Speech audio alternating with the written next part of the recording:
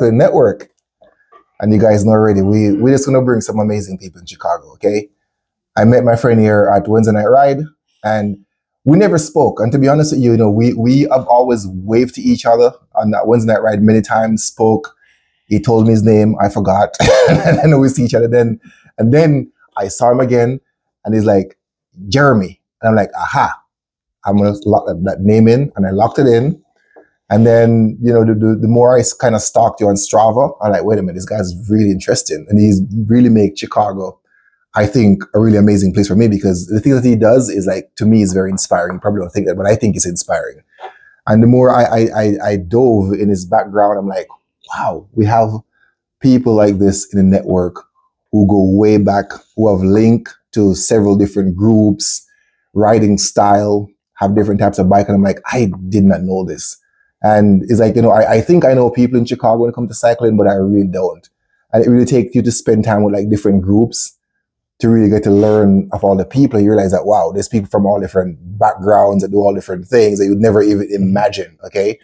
And again, this is what makes Chicago is a very unique place when it comes to cycling, and because of all the different people that we have here. So we're going to get to learn about my friend here today, but again, guys, thank you guys for being subscribing, and just helping to spread the word and coming on to share your story, because we need people like you to let people know, hey, that there's a lot of crazy stuff going on in the world right today. So we need people who can just come and sit down, have a conversation, and just let them know, hey, there's some really beautiful things in the world, and one of them is cycling, and it connects us with our wheels, with our legs, with our minds, with everything, and it keeps us going. Is a good place for our mental health, mental space, time to, again, commune with your friends after some bike rides. A coffee shop is where we hang out. Some of us go to breweries when we're done, but this is something that knits us in Chicago. Anyway, we're gonna get into all these different things, and I really appreciate all you guys. So let's just get the ball rolling. So just introduce yourself, and let's go from there. I'm Jeremy Treister. I grew up in Chicago. I'm 54 years old. Been riding pretty much my entire life, I feel like. I own a business, so most people know me as a business owner. Other people know me as a cyclist. Ah. So what business is that? CMIT Solutions. It's a IT solutions provider. So we work with small, mid-sized companies all around Chicago. For 17 years, I've had my own business. Wow. And there's a tie-in with cycling. We've sponsored a lot of cycling, junior development stuff, and cycling events and bike race series and things like that. That's pretty cool. Again, did not know it. Anyway, I was just talking about this before we started, and I was trying to remember who you remind me of. So if all right, seriously, if this guy ever grew a beard, it would look just like Jeremy, okay? And it's J.K. Simmons, the guy from Farmers Insurance, from all the different movies. He remind me of him. I swear to God. The other person you remind me of is Jeff Bridges in Iron Man. You remember? In Iron Man, he had the beard and everything. He's a good-looking guy, right? Yeah, just Cool. good-looking, just like you. So just in case people are like, where did I know this guy from? It's not J.K. Simmons. Okay, guys, this is Jeremy.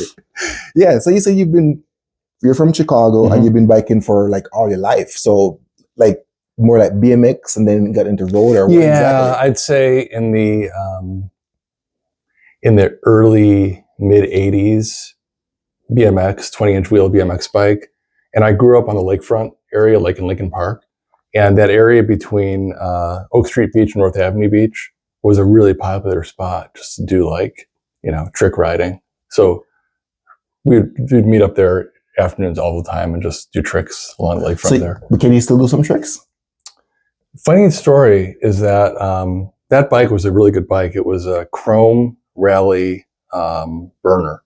It was and I bought it from Cycle Smithy, which doesn't exist anymore. They're a rally dealer. And at one point, my parents were moving. And since it was in parts, they thought it was garbage. So I ended up rebuying that frame set on eBay for cheap, but then I never built it up. So the frame set's just sitting in my house right now. Got you. Okay. So the other thing that we spoke about recently was, when it comes to cycling, we never use the word cheap, okay? So we use the word inexpensive. because everything's cheap. Because people think cheap means bad quality, and I bet it's amazing, right? So it's high quality. It's high quality, but inexpensive. Yeah. So, and the thing about buying bike equipment, as long as you can afford to, is you're buying something, but you're really buying an experience. Gotcha. A lot of things you spend money on are not an experience. You're just buying something to have. Gotcha. But bike is something you actually use to experience all kinds of things. So I agree with that. So again, if you have the bike sitting at home and it has been built up, tap into Patrick Lino and he'll build the bike for you for free. It requires a lot of old technology. He probably have those technology, but it's a good way for him to get back to his roots, from the olden days when things weren't as simple as, DI2, which I think is kind of complicated, but he probably a good learning experience for him anyway. So I think that will work out very nicely. Give that a try. Yeah, so you've been biking since in the 80s and then from BMX. So what kind of biking do you do now? So now, I raced cyclocross yesterday. How was that? Not a great result. Even though there was the time change, I decided to watch the last game of the World Series, the only baseball game I watched all year. So went to Game 7, right? I saw that. It was fun. But my racing age is 55 in cyclocross. So that's like the first race of the day. So 8:01 was the start time of my race, and it was all the way out in Campton Hills. Yes, I saw it. Like near Elgin. And by the time I got there, I had less than 10 minutes to warm up. And especially, I've noticed this as I've gotten older, the more time I have to warm up, the better. So 30 minutes is kind of minimal. 45 to an hour of rolling around would have been great. But that would have meant potentially getting up at 4:15, 4:30 in the morning. So I don't know. I got to balance that out. So I wasn't dead last, but but you finished. I finished. Okay, yeah. That's good enough. Yeah, I mean, which is better than the sitting down at home on your sofa? You got up and you went and you had a good time. Yeah, I did it, and a great social hour afterwards. Talking to other people. It's a great scene. Yeah. It's a huge series here in the Chicago area, which is fantastic. What else? So what else am I riding? Yeah. So you do crits? Do you do road races? Have you done triathlons? Are you a track rider? What kind of rider are you? Like now, or you just that everything? So now what I do is I primarily race on the velodrome. So I race track at Northbrook, and I competed at track nationals this year. And I got a mountain bike end of the summer. So now I'm learning how to ride a mountain bike, which it's like learning how to ride a bike from scratch. So your BMX days don't translate to the mountain bike, no? No, because I was never riding like on dirt and trails. And anyway, this is a lot different with the suspension. You can lock out the suspension. You can lower the seat post and all that. It's all different. Wow. Wow. All different. Did not know that. Anyway, guys, as you... Oh. And then I do a lot of road riding still. But this time of the year, as it gets cooler out, I don't like being on the road too much when it gets below 50 degrees. So do you do a lot of Zwifting indoor train or? I have a fat bike when it gets really cold. Mountain biking on the trails, you don't get as cold because you're not going as fast. Same thing with riding a gravel bike or cyclocross bike. You can ride on trails and in the woods and stuff. So you're kind of protected from the wind. And then, I use Trainer Road. Trainer Road, okay. Yeah. But so you have a smart trainer, right? Sure. Trainer Road. Yeah, I'm a Zwifter because it's just very social. So I should check it out. Again, if you want structured training, yes, Trainer Road or Ruby, one of those things is great. But Zwift, you have the social aspect of it, and you have the training. You can train. You can do some very specific things. You say it's pretty awesome. So I stick to Zwift, and I'm old now. I don't want to learn anything new, so I just stick to Zwift. I think I'm older. A little bit. Okay. a few years, but it's I just and Zwift, I can meet my buddies, my friends all over the world, the country. We just make an event and we meet up and we go ride in France somewhere or in New York or some random place, and it's just so awesome to do. So and I don't really train. Maybe I'm gonna start training next year. So let's see how that work out. Yeah. So I see you wearing a medal around your neck. So you want to tell us what that medal or trophy is all about? Hold up so people can see it. So this is an actual gold medal, not a participant medal. I actually won a gold medal. I competed for the United States in the Maccabiah Games, which is like the Jewish Olympics. It happens every 4 years. And there was a delay. I did it in 2022. That was delayed because of the pandemic. And then it's coming up again this summer, which I've not committed to yet. That was delayed because of wartime stuff, in Israel, recently. But this, I won this on the velodrome. So I raced the scratch race, which I can explain if we need to. No, please explain, because I have no idea what that means. So on the velodrome, there are timed events and there are mass start events. And the scratch race is like a criterium. It's basically a race that's typically, I can't remember the distance now. If it was 25 kilometers, I think is the distance. I may be off on that, maybe 40 kilometers. I can't remember the distance now. And just keep going around. Yeah, you go around the track and it's a race to the finish. So whoever crosses, the finish line after on the last lap wins. So it's a mass start race. So you could have on a 25-meter indoor track, you could have up to 25 people on the track. There's one person per 10. At the track in Northbrook, since it's a longer, flatter track, it's 385. You could technically have like 38 people on the track at a time. Wow. So that's what a mass start race is. And there was also a timed event I raced on the track, which was individual pursuit, which is basically an individual time trial for 4,000 meters. That I didn't really train for, and I didn't even have aero bars for that. So and then I raced on the road. I brought my road bike as well, and I raced a road race and a road time trial, individual time trial on the road as well. Nah, that sounds like fun. And what year was this? This is 2022, and the main discipline that I was training for, which I think is my strongest discipline on the track, is scratch. So I worked with a coach very intensively, preparing for this race. A lot of structured training, weightlifting, all kinds of stuff, and leading up to this event. And I was racing with people from Brazil, Australia, Great Britain. Were there some Jamaicans? Were some Jamaicans there too? There were no Jews from Jamaica there. No, okay. So this is mainly, it says a Jewish. It is. It's like the Jewish Olympics. Gotcha. Yeah, gotcha. It's a huge event. It's mostly youth sports. So as a masters athlete, we're basically raising funds for the junior athletes to compete. A huge contingent from Brazil. There was a Brazilian person in the race as well, Canadian, and then a lot of the national champions from Israel were basically racing against us. Wow, that sounds like fun. Yeah, and so I was racing, 50 plus masters, and it was a good field, strong field, and I saw what was kind of happening as the race was developing, and there were some kind of attacks that didn't really stick. So when I had about 2.5 laps to go, I took a huge flying jump, and it stuck. Nobody could catch it. It was like the highlight of my racing career. It was so exciting. So that's what I was about to ask you. The stadium was full of people cheering. It was like very exciting. So I was going to ask you, like, if you had any high moments for cyclists, and this was your moment. That was such a high point that I'm. You want to go? I'd like to go again, but I don't know. Like, if I go again, I don't win. How that would feel. But it was a fantastic event, and that was actually before the road race. And the road race was not my target, but I figured as long as I'm going, I'm going to do everything I can. So that's why I brought 2 bikes and everything, which was an ordeal. But after I won that race, I was basically a celebrity within the cycling world.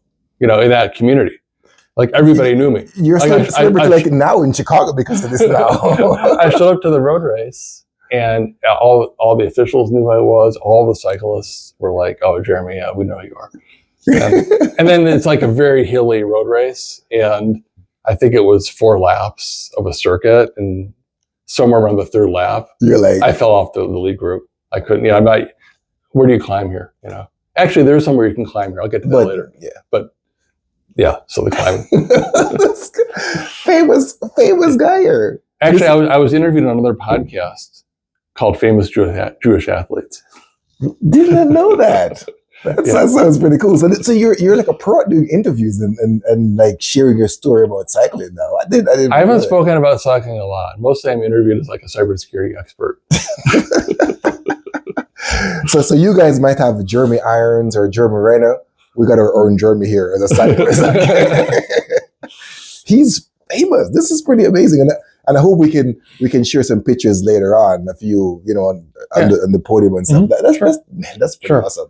Now, some of the like Masters track nationals in the U.S. is a more competitive field in certain ways than it was in that field.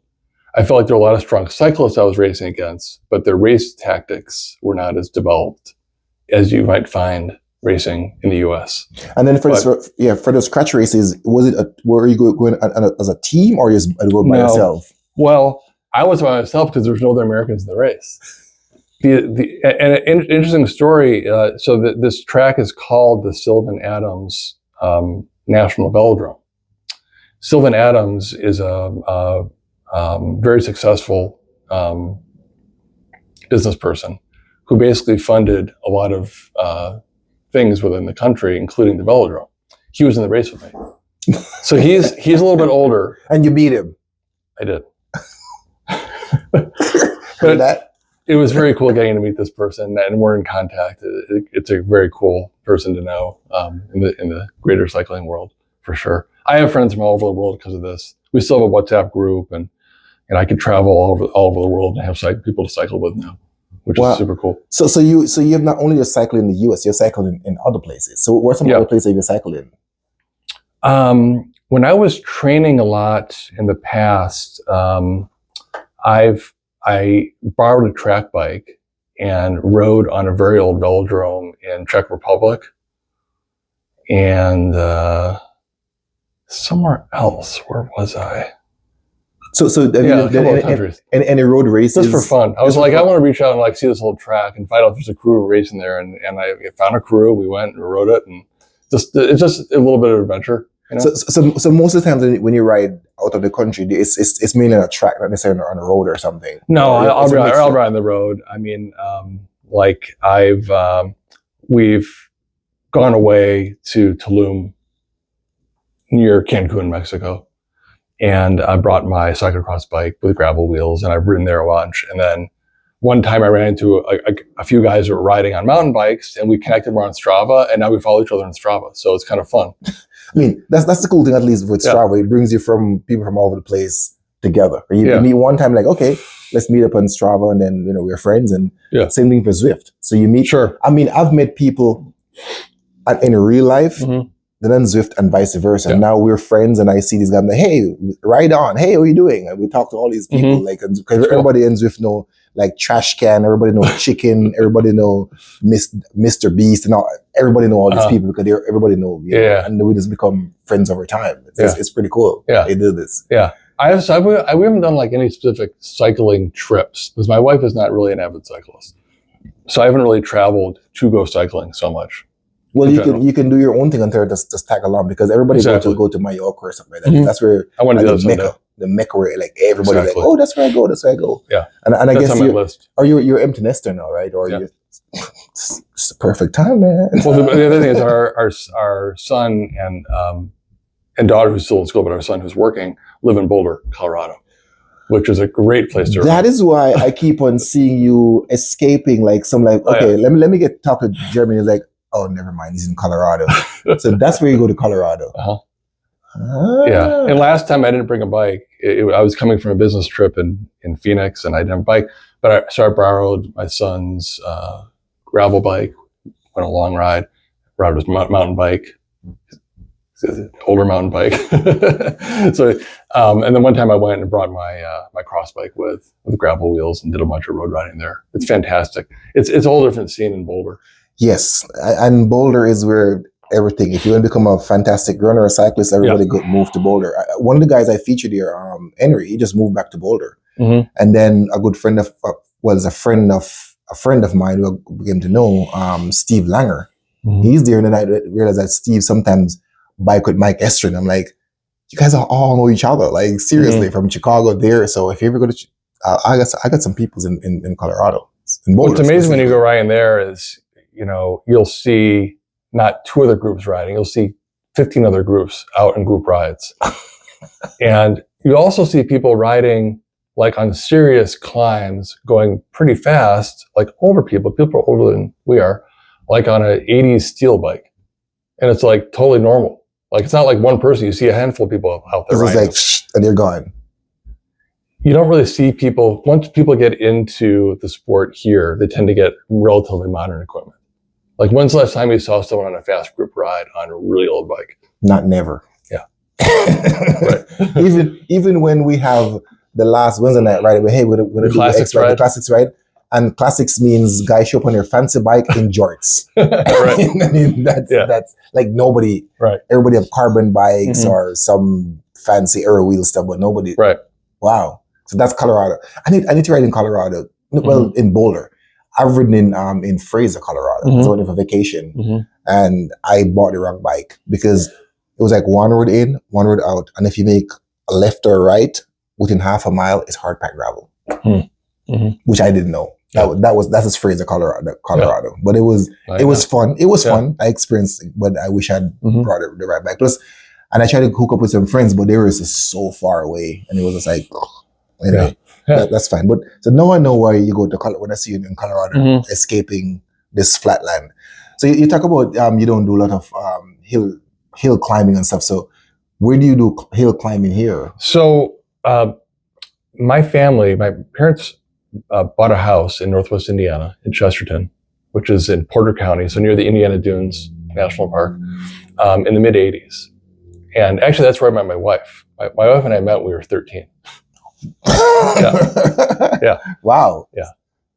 And so they still have a house there. That's 41 years. Yeah. Well, I think we met when we were 13. 41 years. Yeah. Wow. We were dating on and off since we were 15. So there you go. We're still happy. Impressive. Very happy. Impressive. Yeah. Impressive. Super happy. Yeah. I have a long way to go. So I spend, in my business world, I can work remotely most of the time. I go downtown for meetings once in a while, but not all the time. And I spend a lot of time working from there. And actually between Chesterton, Valparaiso, and LaPorte is very hilly. It's one of the unique areas. Very good country roads, well-maintained roads, although people in the area complain that they're too rough sometimes because they use chip and seal to fix them. So they are rough when they're first sealed. But there are some epic roads that everybody knows are like the main climb you do. And so you can do some good climbing there. Now, you're not going to get a 10-minute climb. You'll get a 2-minute climb, 3-minute climb, but still 2 or 3 minutes. Better than Chicago. There's nothing like that. It's Barrington have those hills. It's better than crossing the Edens on Church.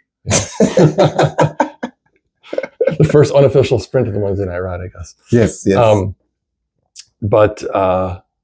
I ride there a lot, and there's a great group riding culture out of Valparaiso. Valparaiso, there's a university there. It's a really nice, smallish town. A lot of good bars and restaurants, and it's in the last few years, it's become really good. There's a group on Strava called Ironwood Cycling.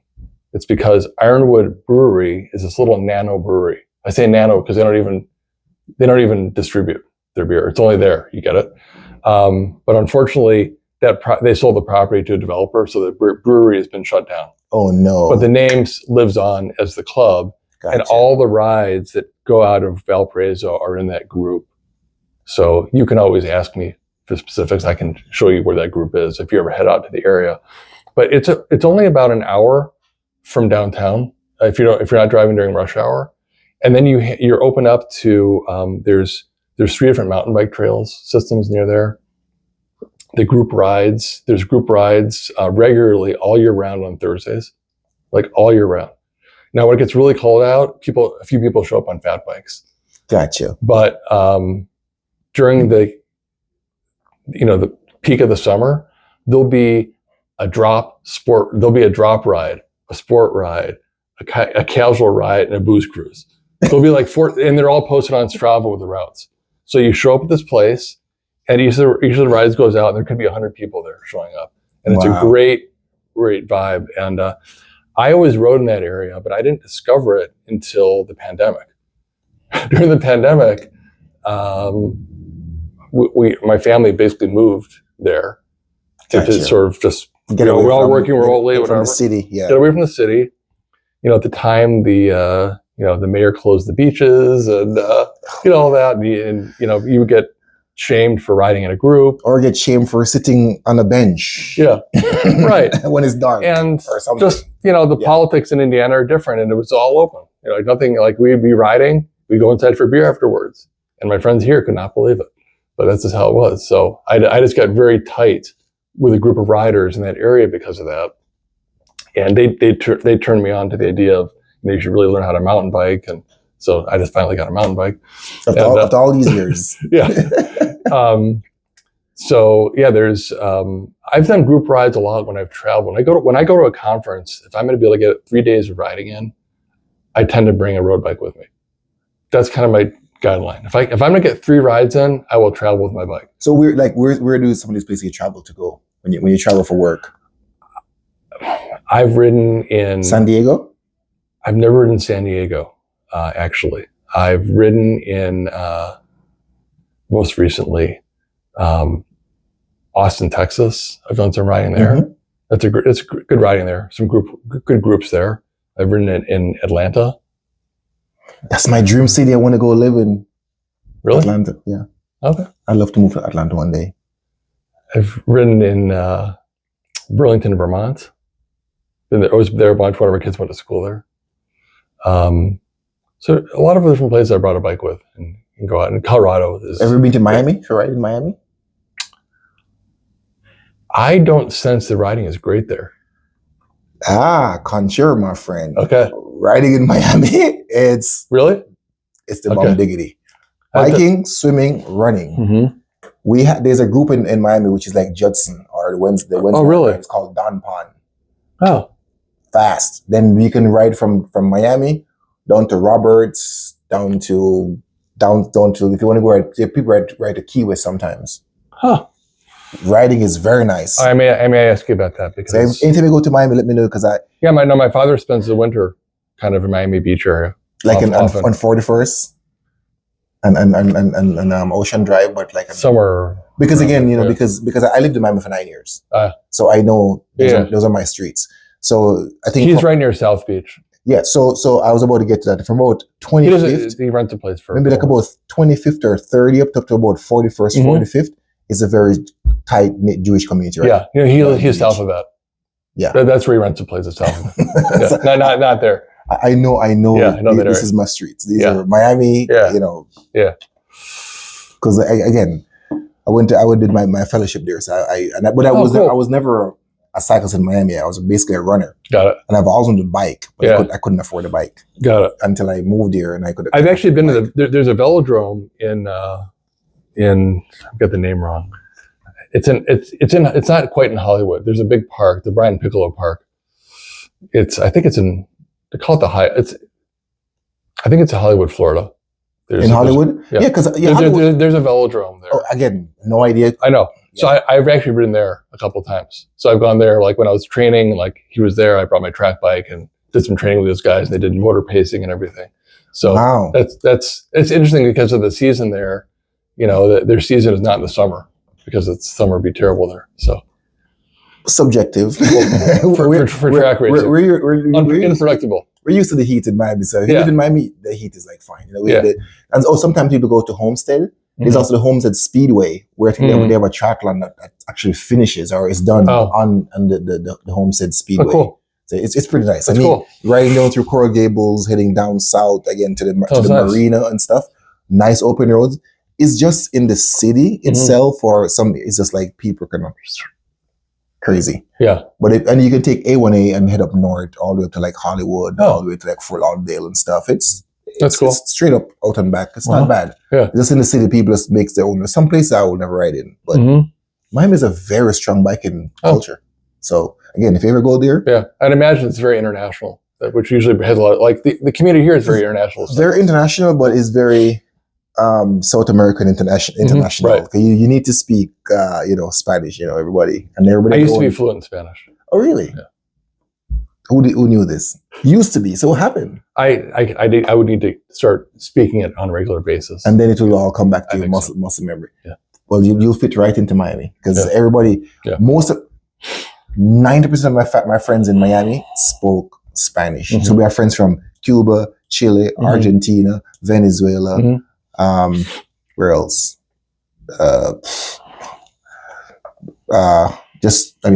Argentina as I said before. Yeah. I mean, just name it. There are people from that's where Miami. Or if somebody has some connection. So in Miami, they always say in Miami you have Cubans, Hialeah, and Yeah. Cubans. Right. That's Right. what they say about Miami. Yeah. Because Hialeah is another famous place in Miami, in Florida, Yeah. where it's his own country. I mean, Right. Right. Hialeah is the bomb diggity. Anything you want, you can get it in Hialeah. The people are amazing people. A lot of, Cubans are, you learn the culture, you learn to deal with the people and stuff. And Miami is actually, it's not for the weak of heart, but it's a fun place. Mhm. And you have the art culture there, Sure. you have music culture, Mhm. like the famous Art Basel happens there in December. It's coming up, I think. A lot of fun. Mhm. Murals. I mean, Wynwood Art, just name it. So if you're going to go there, let me know. You'll be taken care of. People who have restaurants, running, biking. Cool. That's my city. That's my city. So you say you ride a lot in Indiana. So how would you compare the biking culture style in Indiana where you bike versus like here in Chicago? One thing actually, let me give a little history. Like we met on the Wednesday night ride. Yes. Okay. So this is interesting actually. So, the Wednesday night ride is on Facebook. Yes. Okay. Rides After Wednesday. I'm the one that put it on Facebook. Really? Yeah. I created that group. Did not know that. Yeah. And why did I do that? Because at the time it was on, there are all these old, I don't even mean MySpace, but there are all these other social media platforms that didn't quite make it. That ride was being organized on one of those other platforms. And the ride, when was this? A long time ago. I'm thinking 20, close, not quite 20 years ago, maybe 18 years ago. Mm-hmm. Yeah, no, 16, 17 years ago, I think is when this happened. Evidently, the Wednesday night ride started out as a more casual ride. And people started showing up who wanted to just rip it, hammer, sprint. And actually, at first, it wasn't the route would change every week. And this was before you could do Strava or something. You had a cue card. You'd print the thing out and hand it out to someone so you know where to turn. No, seriously. But the ride was getting aggressive. And some of the old people in the group were like, this ride is not our ride anymore. I guess the ride started out of a certain club, and then it kind of got it developed. And now, like Wednesday night ride is not even one ride, right? There's several rides. Right. There is Simet. There is the 4:45, the 5:30, the 6 o'clock. And the one that I normally do is called CCC, but I don't think it has anything to do with Chicago Cycling Club. Yeah, that's mainly like the Simet guys. I think the guys that's run by PJ. No, it's a different one. CCC is the one that's led by Bevan. No, correct. But I'm saying that the 6 o'clock group is the Simet, mainly guy from Simet. I think it was PJ that runs that one. But PJ doesn't live anywhere near there. I know. Okay, so it's interesting. Yeah, it's all interesting stuff. Yeah. Wow. But he's actually on 606 anyway. Correct. So there's the 606. There's different people running the 606. And then the 606 kind of have like a 5:45 group where that's more kind of race. Like if you want to go bleed through your lung. Yeah. Go to the 5:45. Yeah. I love the 5:30. It's more chill. It's attacky. The distance is longer, and it's not like people push, but it's not like a race. But the race was always at 6. It was always at 6 before that. But then with the pandemic and everyone working remotely, it shifted to an earlier start time, which is natural, I guess. So you were there from the beginning of all of this stuff. Yes. So you must have ridden with Judson back in the days, or? Yeah, I used to ride on Judson on Sunday mornings. Not all the time, but quite frequently.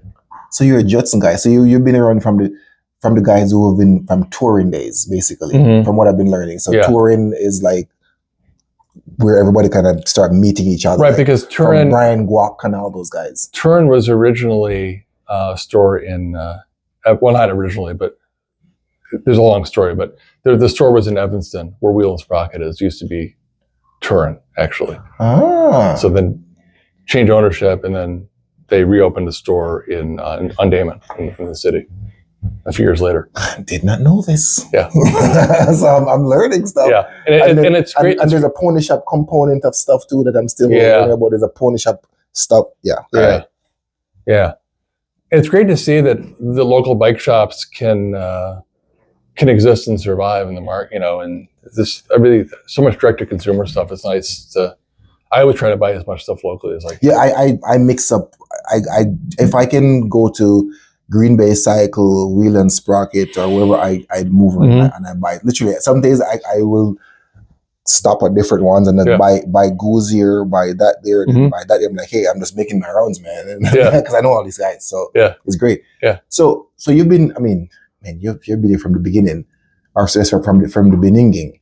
So what groups have you biked with since you've been around in Chicago? Like, who have you seen? Who have you biked with? I'd say that the main group ride that I do would be the CCC Wednesday night ride, the one that leaves from Dunkin' Donuts, Lincoln in California.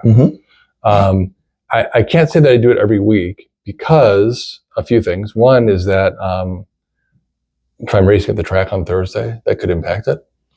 Or if I'm in Northwest Indiana, there's a lot of good riding group rides out there, which I could promote too. And yeah, so that's why I'm not there every week. But I'm there. I was probably there 10 times this summer. Yeah, I've seen you quite a handful of times. Yeah. So that's how we met. And that's the only group ride that I regularly do. I think I was running late a couple times, and I did that whatever the Simet ride is the called. 6 o'clock. Yeah. Because that's very close to my house. That's a Damon. Correct. That's something the PGA Damon and and come it's up. basically Damon and Irving Park. Because I think Denny's rides a lot with that one. Denny's rides on that ride. Yeah. That ride is not quite as aggressive. Correct. And but it's a nice group. I know a lot of those people. And this actually the last one was last week, but starting kind of early fall until the time change, there's a cyclocross workout at Cricket Hill in Montrose, which is actually another amazing little group ride culture thing. People come in, I believe, from like an hour away. Yeah, I mean, I've known a lot of guys from Evolution and all these guys who go train at Cricket Hill and Montrose. And it is completely unofficial. Yeah, I know, but it's organized. PJ Cavoto puts out this beautiful course. He organizes it. Dave Hoder, who everybody knows, he's like the cycling super fan. He shows up to like every bike race around in the Chicagoland area. He's also USA cycling official. He was officiating yesterday. I think he lives in Oak Park. He comes down and acts as a starter for this workout, even lap cards. Wow. And this is like really like on the down low, but everyone knows about it and wants to know about it, and no one, not bothering anybody. But it's a super full gas race simulation workout on Tuesdays, and it's awesome. But it's over now. Actually, in the past, he would try to do it under the whatever the lights are in the park, closer to Diversity Harbor when it would be dark out. But it was kind of dangerous and not really worth it. See, so again, this is why Chicago is like really awesome, right? So you have all these guys with these unofficial things to just give back their time and energy into helping out Chicago. And it's like, these things I'm just learning because I don't know much about the cyclocross scene. Yeah. I'm still learning, and I'm still a pretty young cyclist because I literally only started cycling like end of 2019. So I have a lot to learn. But you have running fitness too. Exactly. That's what I've been saving me all this time. Sure. One, I'm Jamaican, so I have this fast twitch muscle. So it makes my sprinting all right. Yeah. And then I've worked on my endurance for, really put myself in the ground and learn about nutrition and all these different things. And I think that's helped me a lot. So that's where I'm at. And I'm 10 years younger than you. Yeah. So not too far behind.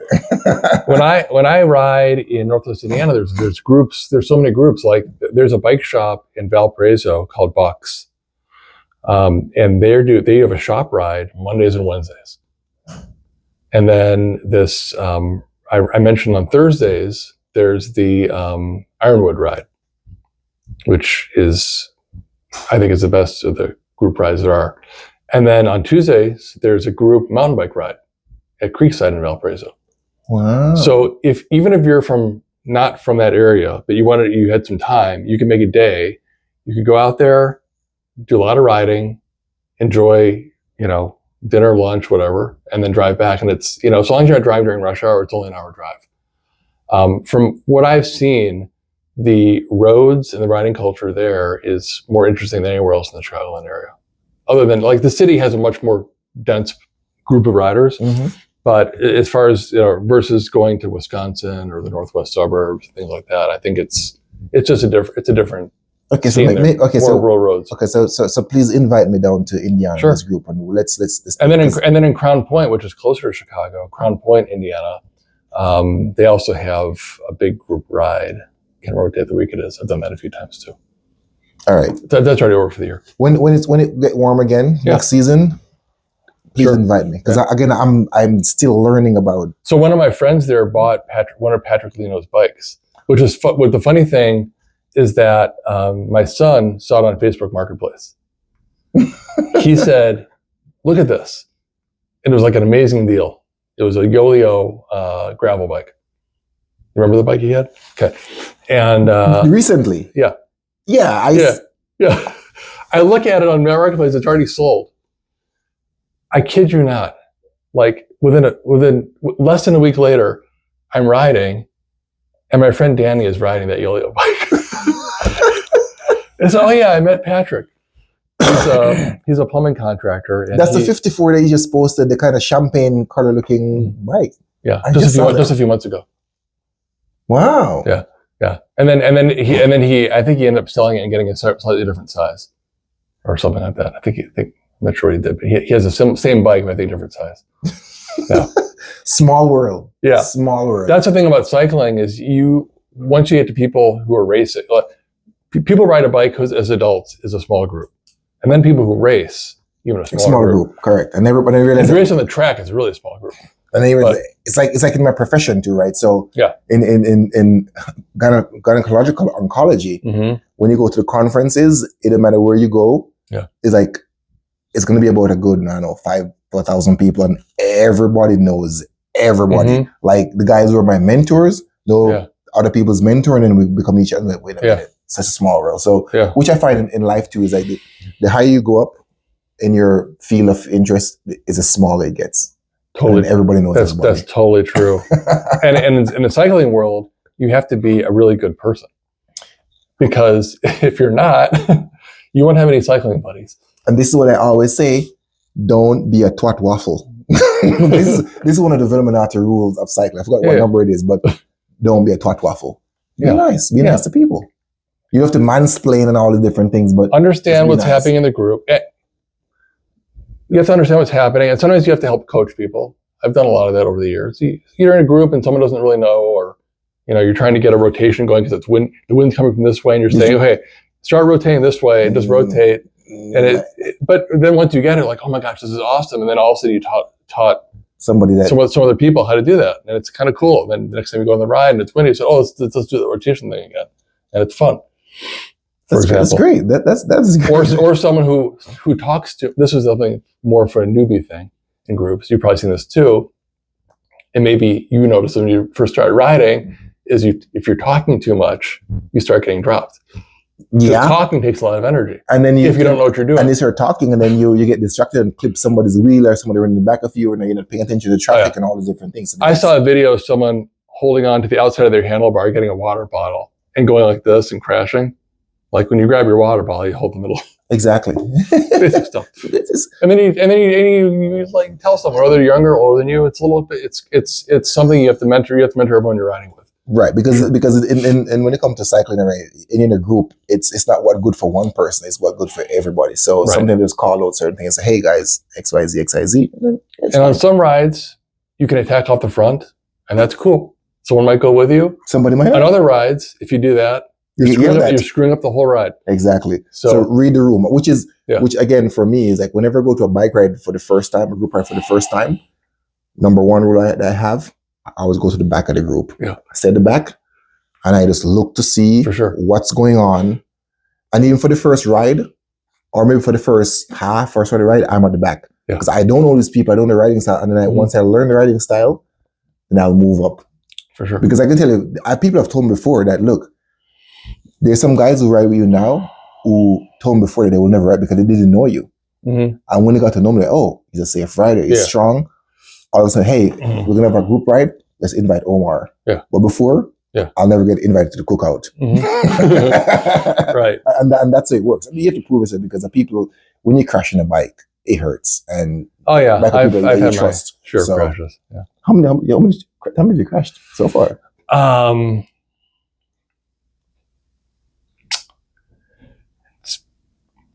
It's actually a more controlled environment, but it's happened on the track. On the track, it's a more controlled environment because on the velodrome, you can't shift gears, you can't hit your brakes. So more or less, it's a smoother sort of style of riding because of the momentum that's going on. And are there fixed gears or? Yeah, they're fixed gears. So you decide your gearing ahead of time. It is what it is. And also what's interesting on the track is, and this kind of carries over to the road, is on the track, if you hear any sound other than like, here's what a disc wheel sounds like, here's what a normal bike sounds like. If you hear any sounds, creaking, it's not right. Because a track bike shouldn't make any sound, essentially. And then when I'm on the road and I hear someone's creaky bottom bracket, you're like, it really bothers me. And I always say something to them, not to be obnoxious, just to make conversation. I said, I think that might be your bottom bracket. I said, no, I'm pretty sure it's my stem. I said, I don't know. So what setup do you use when you're on the track? What setup do you use spin? What you spin the front and the back? Are different you like a 54, 55? My normal, it depends. Peak of the season, usually a 54, a 52, 14 is commonly what I'll use. And I think I just got a 53. Yeah, I got something different this year. Or a 55, 15. A lot of people are on the track now are using really large, huge chainring and a larger cog because it's supposed to be more efficient. But I have not converted my whole setup to that. Gotcha. I don't want to buy all new stuff necessarily. Track stuff doesn't really change. There are some really high-end stuff now, and I went to Track Nationals. A lot of people have the newest. Yeah, because newest. I think I was watching. But there's not a lot of, other than the super aerodynamic stuff, there's not a huge amount of change that happens. It's much more incremental in most cases, except for the really high-end frames. Yeah, I mean, I think I saw a video with some track guy, national champion from somewhere, and he was talking about the cost of his bike. It was like $100,000. Is that a thing? He talked about his wheel and his handlebar and his. I'm like, and he says this is like 10,000. This is 15,000. I'm like, seriously? It's a really high end. I guess it could be, but it's a real marginal thing that I would not know the difference about. Fair enough. I'm not quite at that level. So totally now, how many bikes do you have now totally? So I just bought a full suspension mountain bike. Very excited about that. I have a fat bike, which I've done a lot of trail riding with. I ride on the beach, especially frozen beach, sand dunes.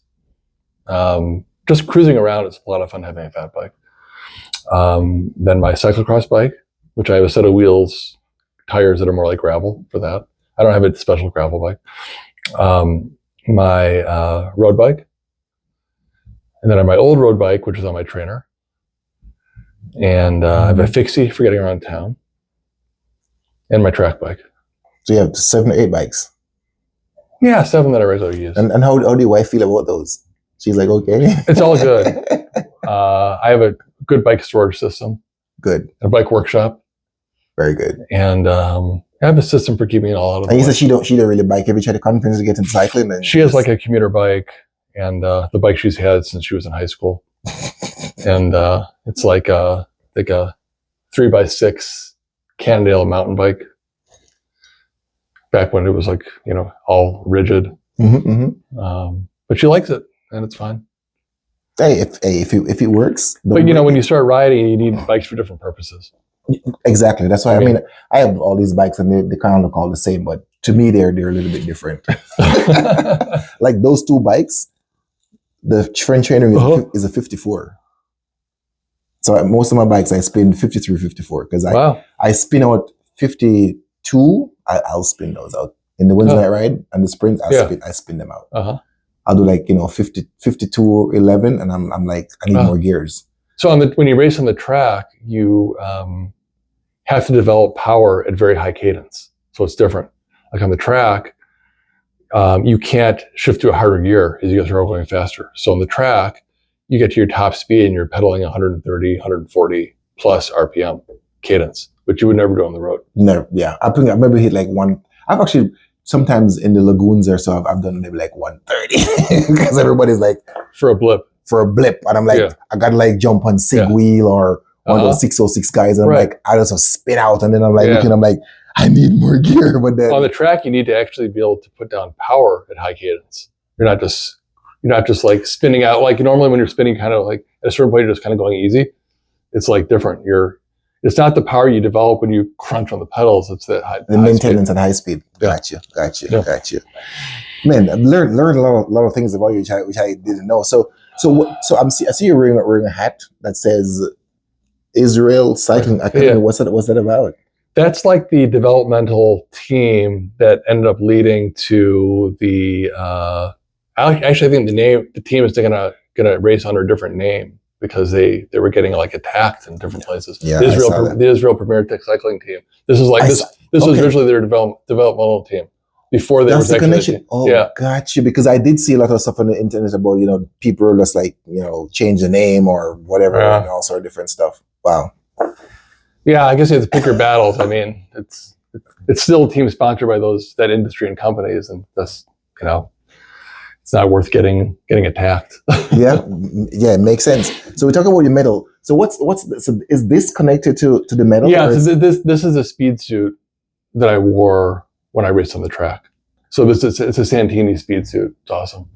So Maccabiah USA, there were some multi-sport athletes that competed from the U.S. and I was the only one on the track actually, and there were a couple other people on the road.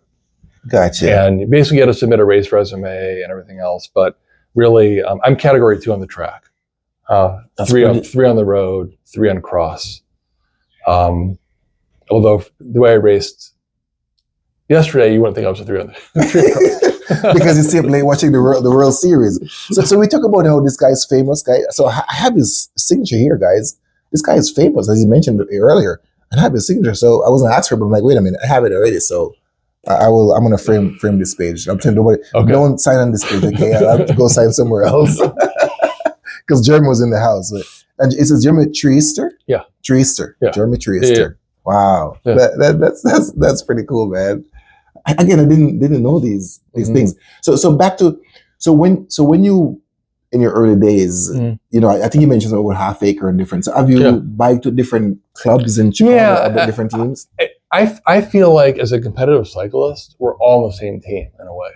There's all those some different teams, and there's like, but in most cases, you're not really tactically racing with your team. You're pretty much on your own in a way, and it's kind of friends and stuff.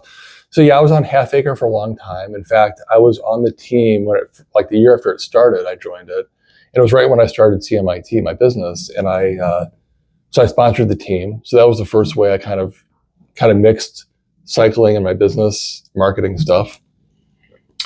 And then I sponsored the Chicago Cyclocross Cup.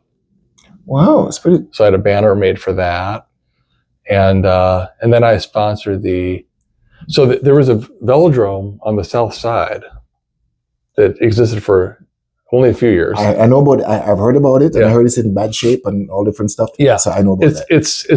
It's no longer operational, but it was called the Chicago Velo Campus. Another entrepreneur started it, not as a business, but he's an entrepreneur who started it and had a field of dreams kind of a concept. Like, I'm going to build this and they're going to come. Problem is that too far south. Well, Northbrook is a very bucolic area. It's not necessarily close for everyone, but it's a very nice area. There's something. It's a nice area and it's a nice park and it's there. So the idea of having a track on the southeast side of Chicago was a very cool idea, but the cycling community really never embraced it. So it didn't survive. I was actually the race director. I actually went through the USA Cycling, got my race director license at the time. I was race director there. All right. So maybe you guys are not getting what he's saying, but I'm like clicking in my head. So you're very humble, but I think it's fantastic. Okay, so you've been being in the background, sponsoring different racing and different teams in Chicago, which I didn't know that. Mm. I know you tell me you're actually, like I say, race director. I was the race director at the Chicago Velo campus for the last year it operated, which was fascinating. Like putting the race program together, getting the actual permits for the race, working with Dave Folks and Illinois, the Illinois contingent of the Wow, that's pretty neat. USA Cycling, and making sure to promote, get sponsorship and promotion, and getting people to show up, and it was gratifying. I mean, Yeah. You're just saying this so humbly, but I don't understand. I think if you guys understand like what he's saying, so he's truly been working in helping Chicago cycling to another level, which I didn't know. I mean, other than necessarily biking, but you've been around doing many things in the background that actually brought Chicago cycling to where it is today. So I got to meet people I give you credit for that. I mean, that's pretty awesome. I mean, that's great. That's fantastic. Thank you. It did draw people from that immediate community, which was awesome. And also from Northwest Indiana, since it's so close. And it's unfortunate, it just didn't make sense. That same format of velodrome actually has been successful. It's a 166 track, very, very short, very, very steep. Is the same track is in Detroit with a dome over it, and it's successful, I believe, and also in Cleveland. So Cleveland and Detroit both have the same velodrome. So in Cleveland, it's outdoors, and I think they periodically have to replace the wood boards and stuff. So do you think it's more kind of a negative connotations that's linked to South Chicago or something? No, like that, I don't think it's that. I just think that to race on the track is already so specialized, and there's already a well-established regular cycling league with planned, programmed workouts. And I've helped to do the intro to track racing on Monday nights. They have that at Northbrook. So there's already all this stuff going on there. To try to do it somewhere else, which is inconvenient to the typical cyclist, it was just tough. More kind of a logistic problem, basically. Gotcha. And it was like in the middle of not even a construction zone. It was the middle of an abandoned area that was going to be developed someday. You'd go through a bunch of overgrown weeds and stuff. You get the key from a place and get security access. So sounds complicated. Yeah, we just get a bike and just we're on a bike and we're moving. Yeah, not all this lock and key stuff and code stuff. I don't want that. Right. That would be like very deterring for me to have to deal with all that stuff. Yeah. So makes sense. Makes sense. So and I mean, the year's almost finished. I cyclocross. Mm-hmm. Any plans for next year? As you mentioned, you might go back. You're thinking about going to this Olympic stuff again. Some friends in a WhatsApp group are trying to encourage everyone to go again. It's a huge commitment, both training wise and financially to do it. It's not just traveling there, but so no sponsorship or anything. Well, basically, the Masters athletes sponsor junior sport. So not only do we pay a pretty large fee to participate, but that goes towards international athletes.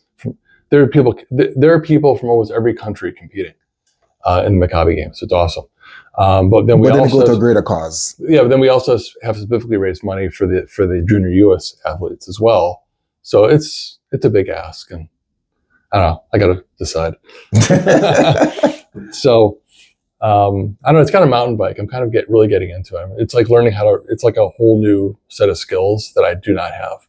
And it's really fun. It's like, I think as you get older, like being really uncomfortable and like learning new stuff and coordination and balance and how to be nimble and stuff like that is fun. Yeah. And do you work on your bikes yourself, or do you take them to the shop?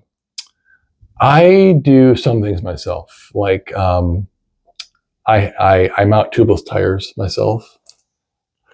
I mount tubular tires myself. I have tubular tires on my track bike only, no more for cyclocross.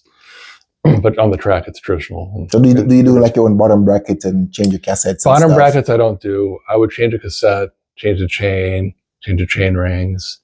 I don't really like to do work on brakes. I did bleed hydraulic brakes once or twice. Yeah, I don't want to bleed those stuff in my apartment. I only have two disc brake bike, which any bleeding stuff, I have a good bike workshop set up, so I'll do things like make adjustments to position and things like that.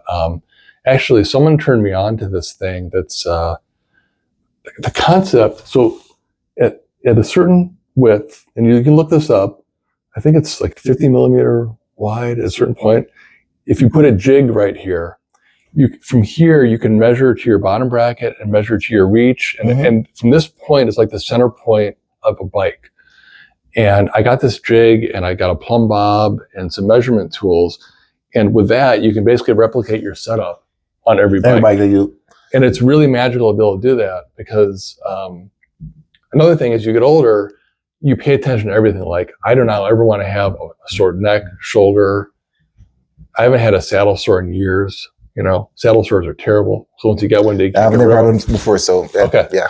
Or you don't want to pain in your knees or your wrists. People complain who are even avid cyclists. Oh man, this hurts. On all my bikes, I'm comfortable. So like getting the position right and then replicating is really important. So what I think I do suffer from sometimes is like, if I take a very aggressive and aero bike out and I'm going at like 18 miles an hour, sometimes I get like tingle in my fingers.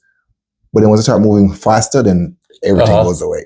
And again, it has to do like it is just like putting all the weight on the bike. You're going very slow, blah blah. But if you have tingling, that may mean you're doing damage to yourself. So right, and careful. Yeah. So once I start, I'm like, okay, I need to go faster. or next time, don't take this bike. Take a different bike I can go slower and I won't have any problem, because I got some very aggressive setup on some of my bikes, and they're just not meant to go slow. You have to be. I hear you. Hitting it. I feel like my measurement is pretty much the same, but they're the fit is different. On a cross bike versus a road bike. I can imagine. Yeah. So you meant, we were talking about something earlier that you're a survivor of, and if you want to share with people. So I survived. I'm a survivor of testicular cancer, and I'm 54. I think I was 41 when I got diagnosed with cancer, and I noticed it very quickly, and actually not even in the shower. You should always examine yourself. Like, this is like all men should be doing this. At 41, I was actually a lot older than typical person that gets testicular cancer. It's usually someone, I believe, like in their late 20s or 30s. But I was literally, I never went through all the different bike teams I was on. We can get back to that. But I was at the what's now a thing called the Skyway Crits at also in South Chicago, in Calumet Park. And I think I was already Cat 3 at the time, so I think I couldn't race, because at the time it was only Cat 4 and 5. But I was helping to course marshal and set up and things like that. And I noticed something did not feel right in my saddle. Like, my crotch did not feel right. And I literally went to the urologist like the next day. Like, this does not feel right. A week later, I had one of my balls chopped off. Yeah. Literally. Wow. Literally. Yeah. And since then, everything is good. Everything works fine. Yeah. And it was, I was fortunate I caught it so early, because I didn't need chemotherapy or radiation, just removing the tumor. And that was it. But it was very, very stressful, as you can imagine, because I didn't know how it was going to play out. I had no idea. There was a long, I would actually, when I would go to the oncologist and get my scans, I would always treat myself for donuts afterwards. So that was my thing. And then eventually, no more scans and no more blood work, and you're fine. You're clear. So that's pretty amazing. So, and actually, once I survived cancer is when I really focused my training, and I worked with two different coaches, specifically for track, and that's how I got to Cat 2 on the velodrome by getting results as a Cat 3. Then I got to Cat 2 and didn't get results anymore as much. But you went to the zenith, like, this is it. But I was like, you only live once, and I really enjoyed racing on the track, and I was like, I want to see what I can put my body through. So in my 40s, I got to Cat 2 on the track. Yeah. Impressive. And my son, who's now 25, Saul, I think when he was, and I had a partner, he was my partner in crime all along. So you were back with your son. Oh yeah, I didn't talk about it. So, and my daughter. So we have twins that are 25 years old. And my daughter and my son both did some criteriums with me and cyclocross with me since they were like 10, 11 years old. How cool is that? And my daughter, off and on, she was living with us in Chicago, I think 2 years ago, and she did the whole cyclocross series with me, which was super fun, and went to the cross practices. It was great. She's in New York now. How amazing to have your kids bike. Yeah. I'm trying to convince my son to like bike, but he want to do volleyball and basketball. I'm like, man, just think about it, man. You have your dad who's a cyclist. It was okay. We're about the same size. Yeah. My son is like almost the same height, so you can ride my bike. So you ride this one sometimes, you ride that one. And I'm like, you know how awesome it would be if you would, in the next 2 years, become like one of the best cyclists in Chicago. Yeah. And this we can go biking together. But again, and it's a lifelong pursuit too, which is not true of every other sport. My son really stuck with it. He raced on the track with me, and he started beating me in cyclocross when he was like 14, 15. And on the track when he was 17. And so I got the Cat 2, and later that season he got the Cat 2. So we got to race together in the elite field on the track, which was super cool. The thing is, it just can't be the power of youth. So my thing now with my son, whenever we go out there, I destroy him. Come say, one day you're gonna be better than me, but as of now, you're not. So I'm gonna just do my thing and just show you who's a dad around town. It's the best thing to see your kids beat you. Itself. Of course. I used to play golf with my father. My goal was always that he would beat me at golf because I didn't like golf that much. He's not playing golf so much now, but that was always like, I never beat him at golf. Never. Wow. But same thing with cycling, at a certain point, but he did beat me in cycling. So he's a really strong guy. That's good to have strong. We have a younger daughter who does ride a bit, but so you have 3 kids? Yeah, we have a younger who's 22. So you have a twin. My girl twins are 25 and a 22-year-old daughter. And she's in college now, you mentioned. Yeah, she's in college. And then the others are in New York and Boulder. Someone's in Boulder. Yeah, and our daughter's in school in Boulder. It's very convenient. Yeah. Do they live together? No, she's living like with her friends, and all that. But I think I don't know that she'll necessarily stay. That's pretty awesome. It's pretty awesome to have your kids who live in the city can actually see each other. Hey, my brother is there, my sister is there, hang out. Oh yeah, they get together all the time. Yeah, that's great. Man, that's awesome. I one day I hope my kids can be like that, because I have a kid in college now. Mm-hmm. I have a 16-year-old and I have like 3 little ones upstairs. The youngest is 6, so we have a long way. That's a wide range. Yeah, we have a long way to go. But man, so have your son ever come to Wednesday Night Ride or any of those rides before? Oh yeah, he used to all the time when he was in Chicago. Yeah, in high school. He did all the time. And I'm trying to remember if I've ever met him or seen him or something. He was on Triple X, and I was never on Triple X, but he was on Triple X. What year? Because I'm in Triple X. He was on Triple X, let's see. He's 25, 30, 24. So it would have been like 6, 7, 8, 9 years ago. Like that range. Oh, a long time ago. I'm just been on Triple X now, so wow. Yeah, and he was like the junior rider of the year, because he won. I think he might have won the juniors in cyclocross. And this would be like what 2000? Say something like 2015. Now you're gonna screw me 14? Up. This would have been 2014. Maybe 2015. Because it's 9 years ago, so like. I remember like 2016, between 2016 and 17. Sometime around there. Yeah. Wow. Yeah. So everybody knew him too. So we rode together, and I have a picture of us having a beer after the ride, which was funny. Hey, I'm with my father. Chill. The scene at 7-Eleven is really, really funny. The fact that we hang out at a convenience store.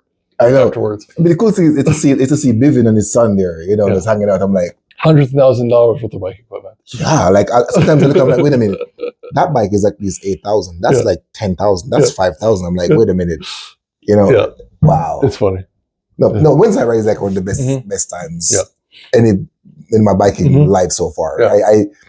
sometimes I just walk, I'm just like 2 blocks away from 7-Eleven, right? So sometimes I just walk over there. So this was I remember you showed up with like bottles of liquor and stuff. With rum, I showed up with rum. And I remember that. Yeah, and then people were like, and Patrick was like, hey, Omar, people see, you're coming here, you're showing up with rum, and you never come to the ride. Like people, one of the guy thought I was some bum that just showed up to hang out and try to drink beer. Well, that's what he said. I'm actually not supposed to say that word anymore. Well, that's what he said. This was his words. He's an African-American guy, and he says, man, the first time I saw you, I thought you were some bum just want to come and bum a beer from us, like a bum a beer or something like that. Funny. And then I'm like... Oh, we've had those people show up. Exactly. So they thought I was one of those guys. But the problem is I could not bike because my kids were so young. So I couldn't go for 2 or 3 hours, but I could go there for 30 minutes and come back, right? So I would just walk there, and I knew some of the guys there. So I showed up, and I would bring the Jamaican rum. And then finally one day, I think my wife was off on a Wednesday. I'm like, I'm going to go to Wednesday night ride. And I showed up to the first Wednesday night ride, and I won 3 of the 5 sprints. And that was the day people were like, oh, you can ride. Because awesome. If you know Vlad, he lives right here. Yeah, I know. Vlad lives like right here at Coil. Yeah. And the day was, even this time, he's like, with his little voice, like, you're a good rider. I'm like, I'm all right. And then Dean and all those guys, and Ross and all, like, wait a minute, Nate. They're like, he's all right. And Vivian was like, I think he's okay. Yeah. Like, because I just couldn't. I really wanted to go bike, but I just could not. And then one of my biggest achievements this year was I won all 5 sprints on Wednesday night ride. I won all 5. I was pulling. I won Baha'i one time on Judson a long time ago. That's very exciting. This is when a sprint at the Wednesday night ride or anything. It's the biggest thing. So that I also wonder, like, getting older, is it ever going to be possible? Yeah, that's why I'm enjoying myself now. At 44, and I'm just kind of just getting into cycling. I'm still somewhat at a young prime age. Yeah. So if I can beat some of those guys from the teams, I mean, people are trying to win. And one thing that's interesting about cycling is experience can really play to your favor. So it's a sport where you learn more technique as you do it, and you can be. Actually, I was on a Thursday night ride in the one in Valparaiso I was mentioning. It was not a large group. It was before the time change. It was last Thursday, but there's this one climb that's really well known, and I think we started with 7 people. At that point we were only 6, so it's a totally drop ride. You don't wait, but you have the route. The route changes every week, and it goes on. You upload it to your GPS from Strava, and going up this climb, and I got separated up the climb. But there was another guy that separated with me who's like, I think in his 24, probably 24, 24. But I dropped him too. And then I never saw the rest of the ride until the end. So you can be different ages and still, be a strong rider. I mean, look at Vivian, look at Dean, look at some of those other guys. Oh, Dean is amazing. You look at all those guys. I mean, Dean is at 65 or something like that. I mean, he's still doing his thing. Look at Sig. Yeah. Yep. Yeah. I've said this. Yeah. I've gone up against many of the best sprinters in Chicago. And I think I've come out on top several times. And the one person that I've really aspired to beating was Sig. And I beat him twice. Sig is the strongest sprinter I've ever gone up against. Hands down, everything. The guy is just an animal. Yeah. And a couple times I surprised him, and I was like, yeah. I ran into him at Costco last week. He's supposed to come to the channel, by the way, but stuff is happening at work and different things. But he's going to be here. Cool. He says he's committed, but he's just like, to find a time. But Sig is, man, that guy is 15 seconds power, next level. And I live, whenever he shows up, I'm like, and he's safe, all the good stuff. And I really like it about Sig. So anyway, Sig, if you make this far, you're going to be here pretty soon. So, everybody said they're going to come, and everybody who committed, we always end up working out. I get to learn about you guys. But man, I've learned things I did not know from Jewish champion. Look at this. This is not participation. Okay. This is the real deal. I mean, you're in the podium and they were singing, they sing the national anthem and everything for you. Or you remember on the podium? I can't remember. But you became like, everybody know, like, hey, we got Jeremy, Sir Jeremy Renner. No, sorry, they got Sir Jeremy here, and I mean that's that must be like an out of body experience Yeah. to feel that, you know. And It was something else. Yeah. wow, Yeah. man, that's pretty cool. And then for next year, you say you're thinking about, you know, going there, but keep on your cross and your track training for next year and stuff. Road, yeah, I'm not sure. I didn't take track racing as seriously this year. I just wanted to kind of mix it up a bit more because, like I said, I like this Thursday night ride, which is the night racing is on Thursday nights in Northbrook, and I didn't always want to commit that. It's a big commitment of time and everything, so I didn't go as much as I have in the past. I did compete in track nationals this year. I did a couple races. I think in the scratch race I was mid-pack, which I was happy with because that was in Colorado Springs. I was happy with that because it turned out the people at the front who were in the front were like basically former pros or coaches. So they're all like they basically live out there. Cycling is their world. Yeah, you know. Yeah. So I was okay with I wasn't, you know, mid-pack was fine.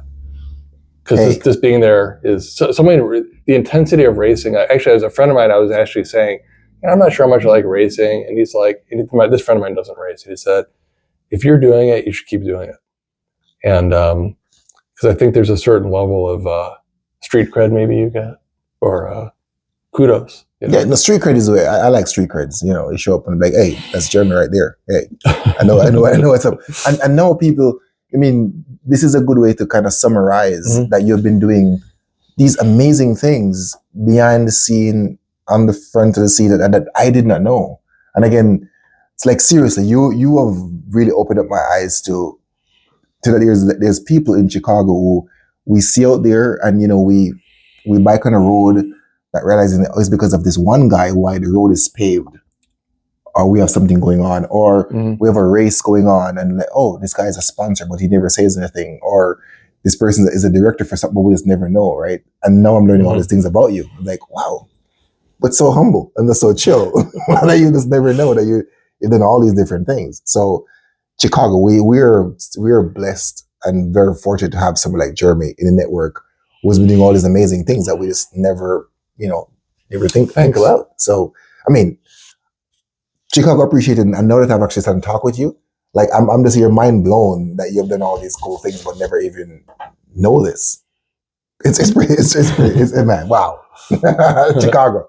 We have Jeremy. So yeah, we've learned a lot. I mean, anything you want to leave us that we didn't cover yet that we could talk about that we never covered? Like what keeps you going?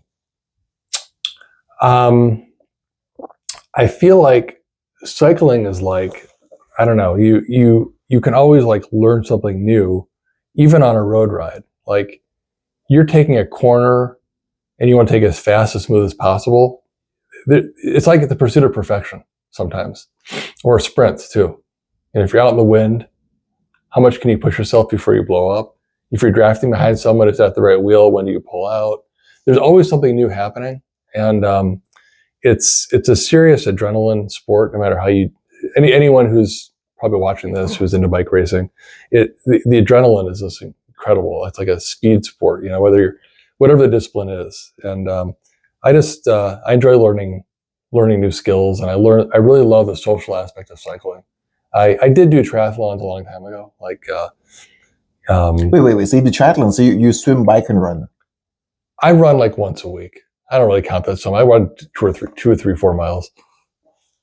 Wow. So I think running is an important thing to know how to do, because it's naturally what people should do. So I don't want to ever not be able to run. So even to this day, you run once a week? I run once a week. Yeah. Sure. Do you do weights and all the? I do weights. Yoga. I do yoga usually once a week or so. I do weights once a week, twice a week sometimes. I do core stuff all the time. I'll just do push-ups in the middle of the day. I try to do core stuff a lot. I think that's important. Do you like, okay, guys, hold my beer. I got to do 10 push-ups. Yeah, pretty much. Put the beer on my back. Yeah. So I think, staying healthy long-term is super important. It was interesting after the cross race on Sunday, I was trying to assess, what it was, why, I think it was really because I was way too rushed. I had to warm up. There's a section going up these stairs. Going up these stairs, the first time riding up these stairs, I hit basically close to my max heart rate, like in the first lap. I was like, that's not sustainable. What's that? Somewhere around 175-ish. And I was at 170 going up these stairs. And I know from my experience that I should be keeping myself in my thresholds, like just below threshold if I'm going to stand it for a race, which would be right around upper 150s to 160-ish heart rate Gotcha. wise. I don't use a power meter on cyclocross. I only have it on my road bike. But I just blew up too fast, and I was kind of debriefing with a bunch of people. Some people are actually on who you've already interviewed. Brian Kwok was there, and Denise was in my race. She's like the only woman Was in Ed the there? 55 Masters race. Ed was in the race too, and we were kind of troubleshooting. You know, if it was some medical thing, I started new medication like this week, and that really stressed me out. Like, am I getting older? So I'm always going to have these medications now.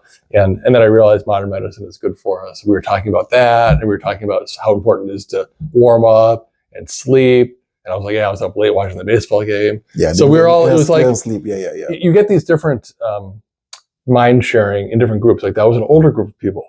And then you're on a group with like people and you're hanging out and you're chit chatting with people in their 20s and 30s. I'm in my 50s. They can be my kids. Different level of life. I think that these different communities that you have of cyclists, whether they're your best friends or not, you just know them. You have very intimate conversations because you're doing a super intense sport, and you may be flying down the road at 25, 30 miles an hour, but if you're not in the wind, you're chit-chatting in the back. It's just unbelievable. Yeah. So you doing triathlon, but you've never done Ironman before? No, I would do Olympic distance races. And racing, running, I did marathons and half marathons back in the day. Huh. I think my last marathon was, I don't know, 15 years ago or 20 years ago. So how many marathons have you done so far? I think I did 4. 4? Like usually a 3.5 hour was about my time. That's solid pace. I was doing it. 8-minute pace. I've done 7 marathons in 7 days before. That's crazy. Wow. And but I found with running and triathlons, I didn't feel like it was nearly as social. Like it's a lot more on your own. Like when you're doing a triathlon, you're riding by yourself. There's no drafting. There's no nothing. You're not gonna train with anybody else like this, and exactly. you can't really ride safely like that anyway. So I found that the social aspect of road riding really, really got me hooked in a way that was, and same thing on the track. So you're racing on the track, and you better be communicating because you're shoulder to shoulder, going very fast. And there's a lot of communicating doesn't mean you're having a conversation, but you're like communicating, and you don't get that as much in running at all. You don't really have to communicate with people around you in running. Right. I mean, you have to point out anything like a bump coming up or a pothole or something like that. So there's a friend of mine in Miami, Brian Uberty, that we could be doing 6-minute pace and he's just chatting. And I'm like, bro, I'm dying. Okay. So then don't talk.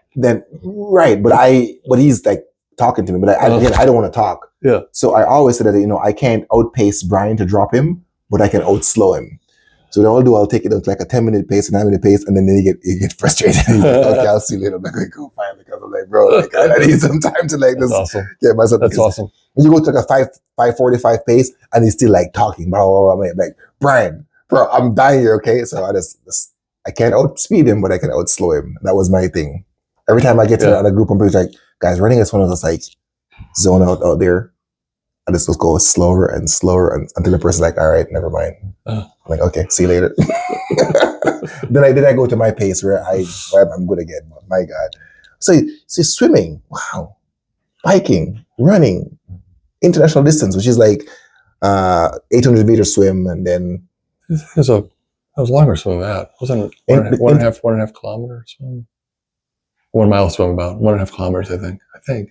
Because a full Iron, a half Ironman is 1.2, right? And for the swim, and the full is like 2.4, and the bike is 112 miles, and then a full marathon for the full Ironman.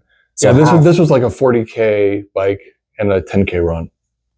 Yeah, that's international. Yeah, that's for sure. 1 kilometer maybe swim. I don't remember exactly, but yeah, whatever it was, I did quite a few of those.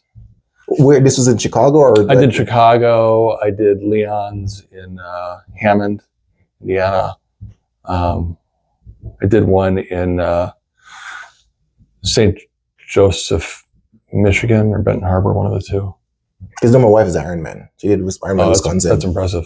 She is. She's impressive. That's impressive. That's awesome. Yeah. I don't have a huge desire to do triathlons. I like the social aspect of cycling more. I mean, like, that's again. I probably don't compete again anytime soon for anything track, crit, no nothing. Because again, some of those medals, those are finishers, first place, running, and all the different things. I'm old. I just want to enjoy myself. I just want to enjoy myself. Show up to the group rides. I'm not sure how much I want to race necessarily, but I do enjoy the experience of racing. I actually jumped in a mountain bike race this summer. Actually, I did it the summer before the Palos meltdown. I did it on my fat bike. So I entered the fat bike division and my age group for the novice division. And people around me had like fancy bikes. I was like kind of intimidated. I ended up winning my age group completely. In fact, I was up by the 30-year-olds by the end. And then I also, I think, got second overall in fat bikes. So then this year when I did it, I had a mountain bike for the first time. And I entered the sport division, which is, I think, mountain biking, it's not like category 5, 4, 3, 2, 1. It's different. It's like, I don't even know what they are. So it's a step above that. It was the sport group. And my first mountain bike race, my bike wasn't even tuned to me yet. Like, nothing was right. The bars were too wide. The brake levers were wrong. I still had the original heavy, aluminum wheels that were on it. Nothing was set up right. The shifting was all screwed up too. And I got better than mid pack, the front third. Because you're bringing your fitness. Yeah. From running once a week. And so that was fun. I don't know if that means that I'm going to travel around doing all these races, but I did get a kick out of it. It was fun. Also, different scene. You finish at a trailhead as opposed to finishing at 7-Eleven. Different. And then when you go home, you can talk with people about how this experience and all the good stuff. Man, you can't beat that. Yeah, wow. Totally. Wow. Guys, we've heard a lot, covered a lot. Jeremy, thanks for coming out. I mean, thanks for having me. It's a lot of fun. Yeah, I've learned so much about you. And again, now I know you're like, no, I think you're like more kind of a glue in Chicago because you've been around from the day of Judson all the way up different biking groups and things you've done from sponsoring to being directors and stuff. I had no idea. To a real champion, you have the medal to prove it. This is not a participation medal. This is the real McCoy, guys. He has it. And please, do not mistake him for J.K. Simmons, okay? That's not who it is. It looks like him. I got to look that up. Look it up. I'm looking, every time I saw when I was biking, I'm like, you might be someone. I'm like, that's the person. So if he grows a beard, that's exactly what we're looking at right here. Guys, it was fun. Thanks for, sitting and chatting and learn a lot. And as we come to a close, as I say, just be nice to each other. Don't be a twat waffle. And let's keep the miles and smiles going. Until we meet again, one love.